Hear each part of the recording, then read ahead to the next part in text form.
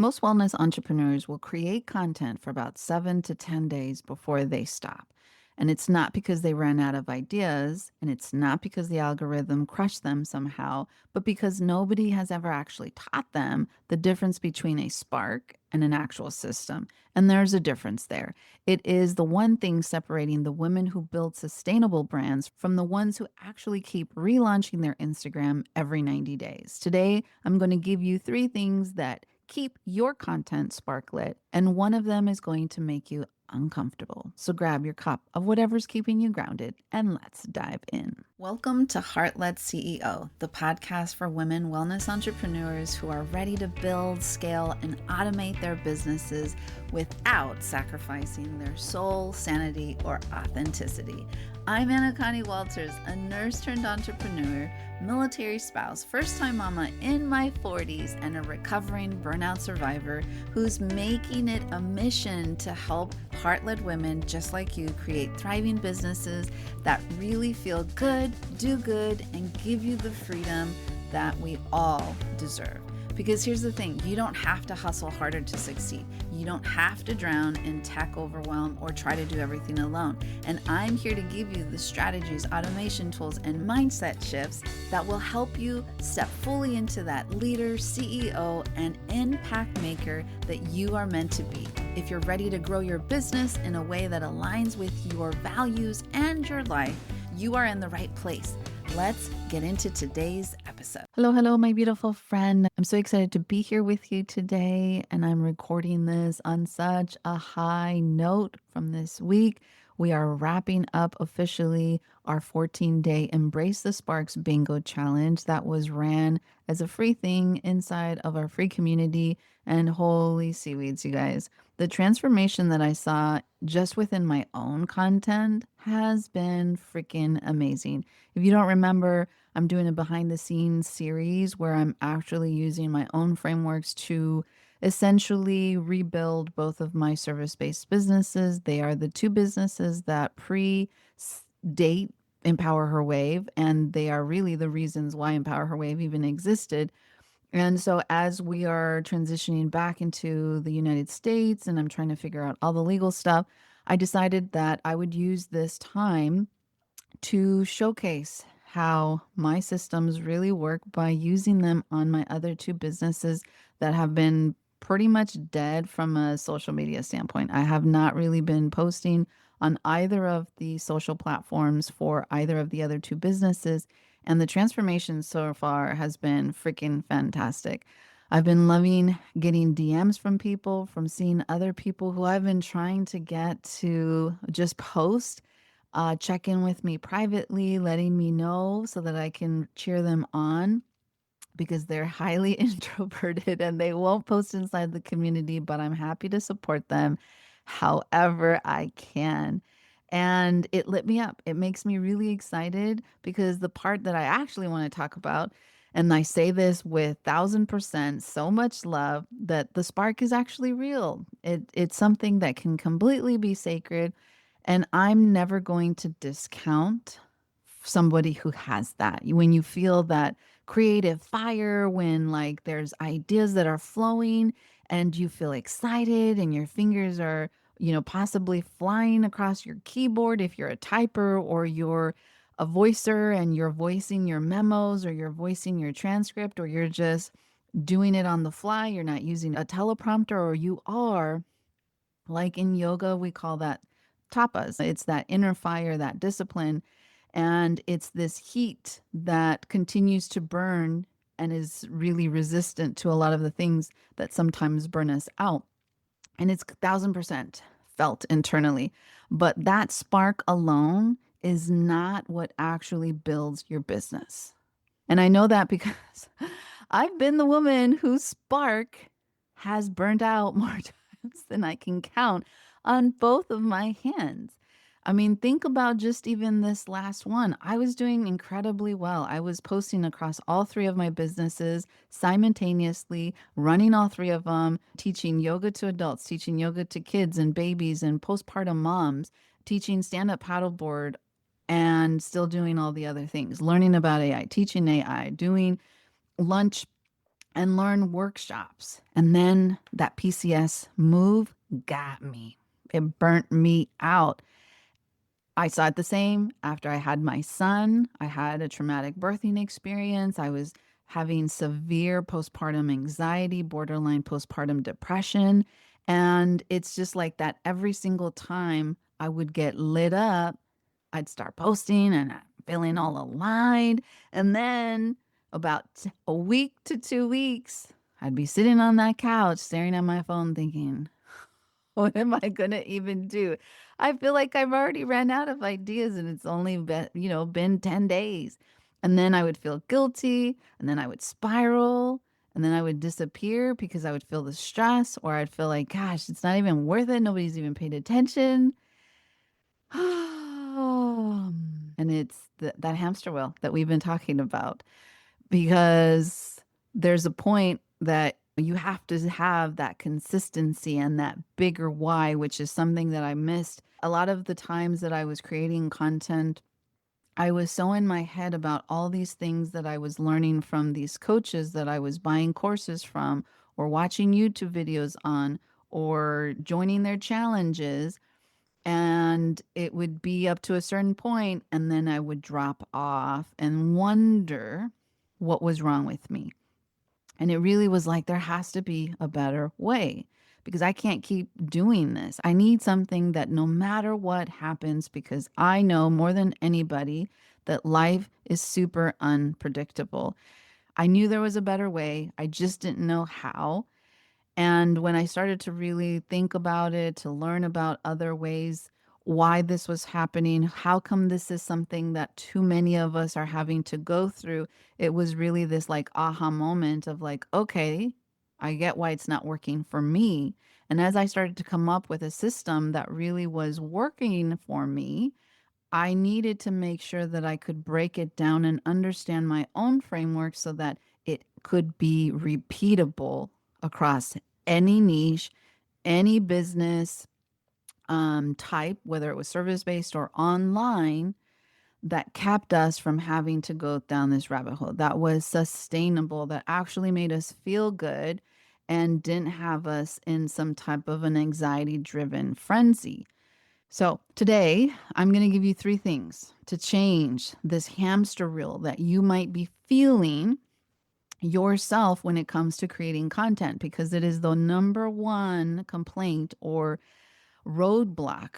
Things that people say, this is what I need help with, when I ask them, when I have discussions or polls inside of my communities, when I email people, what I get in response is, I need help with content creation. And I mean, think about it. There's gazillions of YouTube videos and free challenges and thousands of coaches that tell you that they have the right golden framework, golden content creation method, and you can create 1,000 pieces of content in 30 hours or whatever. And it doesn't work for everybody. And that's the problem. Most of the time, it only works for them. And it's not something that they've invested enough in to say with complete conviction that it actually works for everybody. But it's the lie that we get sold into. And then we feel bad when it doesn't work for us. So, repair number one is you need a container, like not another course, okay? Not another freebie that you were going to look at once and then probably never open again, like an actual container. And what I mean by that is, in yoga, we have the concept called Drishti. It's like this focus point that you have. And when you're standing, like let's just say in tree pose, where you're balancing on one leg and the other leg's lifted, if you are in that position, you'll always hear your instructor say, pick a spot somewhere in between, not too far, but just maybe like a few inches from the top of the mat. And it has to be something that's not moving, because what you'll commonly see is, the first thing is, people will look straight ahead, or they'll start looking around, especially once they start to feel that wobbliness, they'll start to like look in different places. And that is actually the worst thing that you can do, because you will most likely fall out of the pose. And so you start to grip the mat with your toes, you start to feel shaky. But the moment that you find that one point, it's not moving, it's just there in front of you again in that perfect spot, not too far, not too close. You're just in that right middle spot. Your body will then shift, and then you'll start to feel this rootedness without having to necessarily grip. You'll lose that tension in your feet, and then you'll start to really feel this strong framework. You'll feel very, very powerful. I love tree pose. It's one of the first poses that I taught my son. And it's really this setting the intention from the very beginning. So before I even go into the pose itself, I always bring my students back to the basics. Okay, let's go ahead and really ground ourselves. Spread your toes out wide, set them down, lift your heels up, set them down, pull your thighs up off your kneecaps, tuck your tailbone in, bring in the belly button up and in, nice, strong core, shoulders up, back and down, palms facing me, chin parallel to the floor. Like that's the exact like stacking. And then I come around, and sometimes I've done it, sometimes I just make them imagine it. So close your eyes and feel how grounded you are. Feel how connected you are to Mother Earth. That right there is power, what you're holding. I should be able to come up to you, and if I pushed you, you really wouldn't go anywhere. You have this really beautiful stance. Now, I want you to do that every time we come into a standing pose, especially just to set them up as we start to go into the second part of our practice where we're starting to do a more challenging balance poses. And I was like, okay, so first one, we'll do like maybe a sun salutation, get them out of their mind so that they can practice. Ground yourself, start on one leg. We're going to start with our right leg. Go ahead and start stacking so they understand what it means. And then you can see the ones that do it and you can see the ones that skip it. And it's the same thing when we're creating content. The moment you find that one point, everything else just connects. And the content works the same way. So when you're trying to be on Instagram and Facebook and LinkedIn and YouTube and TikTok, and then you're also trying to be consistent in your email and you have a podcast, and then you think, oh, you know what? People have been talking about Pinterest blowing up. I'm going to try Pinterest all at the same time. Then you become wobbly in your business and your energy becomes crazy scattered, and scattered energy creates scattered content, and scattered content, I'm sorry to say, attracts nobody. And that was something that I definitely suffered a lot through. I wish I would have known 7 years ago what I'm starting to see now, the aha moments. The aha moment for me was learning how to channel the right message at the right time to the right person for each of the businesses. So your Drishti for content is really one platform, one offer, one call to action. And that's it. That's the container. And I know in the beginning, it can feel incredibly small. And I know that it feels like you're leaving opportunities on the table because you feel like I'm not in anywhere else. But constraints don't limit your creativity. They tend to really focus it. And focused creativity is what actually converts in the business. Now, I will say a caveat. For me, I use my CRM Alchemized OS, which is how I show up in all the places without having to really show up in all the places. My focus for the majority of my content is either Instagram and now YouTube. Do I post on Facebook and TikTok and Pinterest and LinkedIn? Yes. But I don't actually go to those platforms. I don't actually look at my analytics or worry about them. I literally am repurposing the one intentional content that I created for either YouTube or Instagram, and I repurpose it to the other ones as needed. And there's a difference between that that's a little bit more advanced, but I already know my cadence. I already know my ICPs. I already know I have gazillion pieces of content that I can just create content from without actually having to do the thing.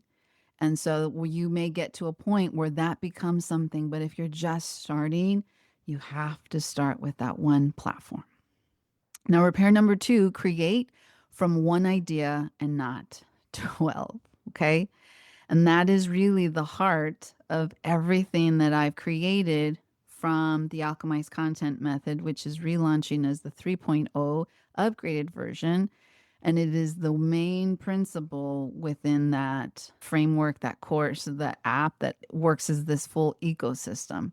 Some people feel like entrepreneurs need these unique 30 ideas every 30 days. And then you get like, oh, what do I post now? I'm running out of things to say. And for many of us heart led entrepreneurs, it's exhausting. And you get to the point where you dread creating content. It becomes something that is the most resentful thing in your business. The thing is that your nervous system is protesting when you start to get that feeling because that's not how we were made to create. And then you get to a point where you might get somebody who says the opposite and then start to feel like you're just saying the same thing over and over again. And then it doesn't become fun. And then you don't want to actually like create content again for the same reason. But when you start to build momentum, you start to be able to really align your business to the idea that you can take one experience, one idea, like one really good thought leader notion or whatever, and you just allow it to let it breathe across multiple different types of format.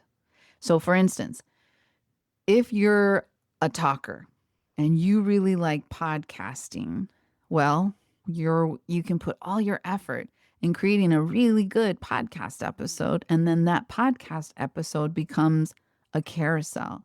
And then maybe that carousel will inspire a reel, whether it's a B-roll, a voiceover, or a head talking reel. And then that reel script, whether whichever one of those you did, can become then your email. And then that email opens up the conversation to get them to reply back or to DM you on social. And then that conversation leads to sales.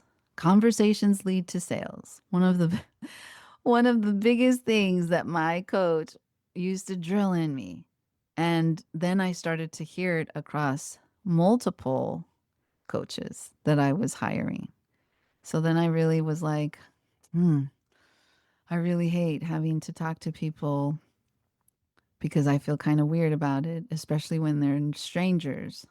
But if I really want my business to succeed, I'm going to have to just swallow that frog and get over myself. And that's what I had to tell myself. But when I started to really put it into practice, it really was more of this, oh, now it makes sense. Because when I repurpose and I don't have to put so much effort into creating a shit ton of content and it starts to actually convert, I actually have more reserved energy to actually feel good and okay and confident when I'm in conversations. But it's when my nervous system is shot, my energy levels down, my creativity is drained, that I have that resistance towards the one activity that is actually going to move my needle, not necessarily the content.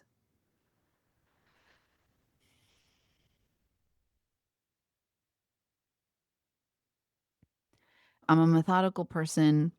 And sometimes I have to visualize things for it to make sense to me. So, in nursing, if you have ever been to a doctor's office and they've had to give you some type of diagnosis, doesn't have to be big, could be something like you need your gallbladder out or, some type of a procedure.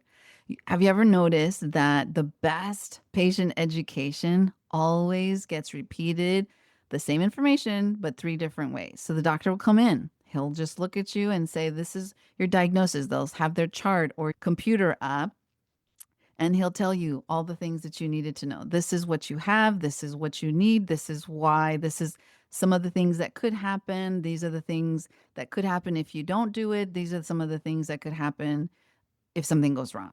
They'll give you a little brochure to talk to you about the surgery. They'll give you some information that's printed out of the electronic medical record system that they're using.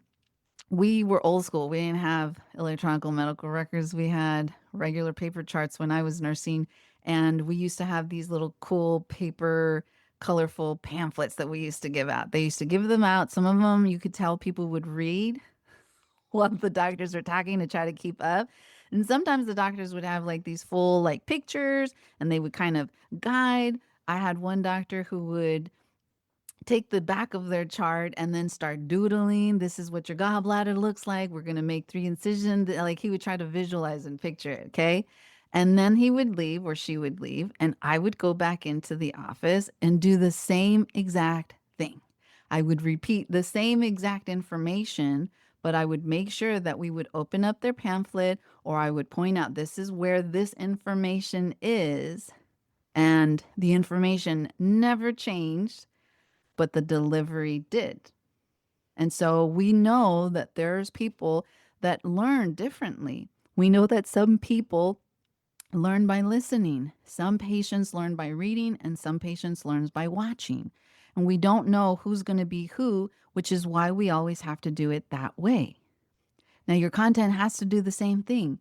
Your people are finding you in different places. Some are just scrolling Instagram in the middle of the night. They're the ones that get hung up in the doomsday scroll and are counting on their fingers how many hours they have to go to sleep and rest before they have to wake up if they go ahead and turn off their phones. Okay. And some are just maybe listening to your podcast in their car. Some of us have long commutes.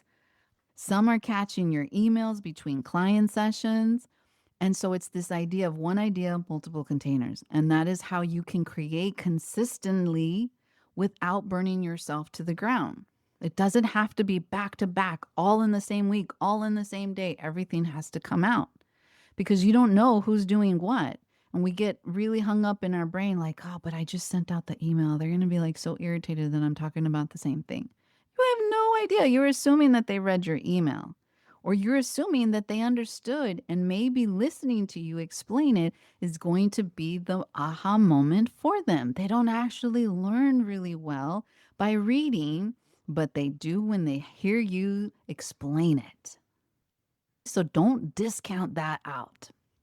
Number 3, you need to create inside community and not in isolation. So, what I know about most wellness entrepreneurs is that we tend to choose either our kitchen tables, our kitchens while we're cooking, our couch, when we're lying in bed trying to think about all the things we didn't get done or think about the things that we have to get done. And we're sitting there trying to come up with some clever thing to post.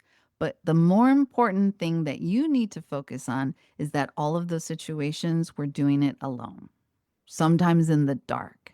And what happens in those places is that our self saboteur loves to live and sit and wait for you to be in those vulnerability places. And they're just sitting there waiting for you to put yourself in that situation. And then they start whispering, that's not good enough. What? Why would you say that? Somebody already said that and they did it way better than you. Don't even try. That's what kills the spark. Isolation. I watch it happen a lot. And this bingo challenge really helped me reinforce that even to myself. We get caught up. There were so many people that would not share their social media links to the stuff that they were posting during the challenge. And they kept saying, I'm just too busy. I forgot. And I'm like, seriously? I'm trying to help you out so that we can cheer you on so that you can get more views. And I know that that's not that's not it because you are privately sending me every day that you're posting so that I keep you accountable and I cheer you on. And I know what it is. I know that it feels like, oh, but I don't want to. Like, I feel like I'm blowing smoke up my own booty. One of my favorite quotes is that when you allow your own light to shine, you silently give other people permission to do the same. You have to be the brave one. There's so many people that are waiting for that one other person to post to give them that permission to do the same. And so please be the bold one, be the brave one, be the one to inspire your peers. And then you'll get the validation that you need because I know that what you're posting is really good. And remember that half the time, most of the people who would be your ICPs don't even get to see it in the algorithm. Only like 3 to 5% of your content actually gets seen. So when you're in a group where other people get to see it on an intentional basis, who are going to be cheering you on, they can be the spark that also helps the algorithm boost your stuff too. And the best thing about creating in community is that your nervous system will find its spark because it will then feel like, oh, I'm not alone. Other people are doing this. This is actually a safe environment. They got me. This visibility that she's creating, oh, it does not need me to be all crazy. It needs me to relax because we're safe. And that's really what community provides you. It unlocks your creativity because your nervous system relaxes. And when your nervous system is relaxed, you get the right dopamine hits. And then you feel fantastic. And you're not staring at some blank screen or sitting there closing your eyes, not being able to go to sleep because you haven't thought about anything awesome in your mind to post about tomorrow. You might need to sit with one, two, or three of them, okay? And remember that courage isn't posting the most perfect thing, it is about posting the real thing and then doing it every week. Not because you feel ready or because you have everything figured out, you've taken the right courses and you have the right coaches, but because that you decided that your voice matters more than your fear and that both of those don't matter as much as reaching that person that's waiting to hear your exact words to help them get that aha moment and not make the same mistakes or not have to suffer like you did. So that's July's theme that we're living in right now. That was the theme of our bingo for this month is courage and confidence. And again, confidence doesn't come before the action. Confidence comes after the action. It comes from showing up and up again. I don't care if that up is twice a week or 3 days a week, or if you really rocked it and did 5 to 7 days a week. It is when you're showing up, even when your hands are shaking, and sometimes, especially when your hands are shaking. Like I could see it in the conversations I was having from the people who were the most consistent, that it grew. The first few, if you look back at the messages, were not, they're like, oh, it sucked, it sucked. But then it became this different conversation by day 5, by day 6, by day 7, by day 10. So, what do I want you to do this week? Because I always want you to take some type of inspired action. And I just want you to do one small thing. Okay. Pick one piece of content that you made recently. Okay. If you didn't participate in our bingo challenge, no worries. Just go back through whatever platform that you're focusing on or that you've created recently from. I don't care if recently to you means like 1 to 2 months, just something that you posted. It could even be something that you posted in your stories. If you're on Instagram, you just go to archive. Maybe if you're not even on, you're like, I haven't been posting at all in Anacani. It could just be maybe a voice note, a journal prompt. And then I want you to turn it into 2 more formats. If you are okay with using AI, you can 1000% brain dump that into a chat and then ask your chat, this is something that I created in this format for this platform.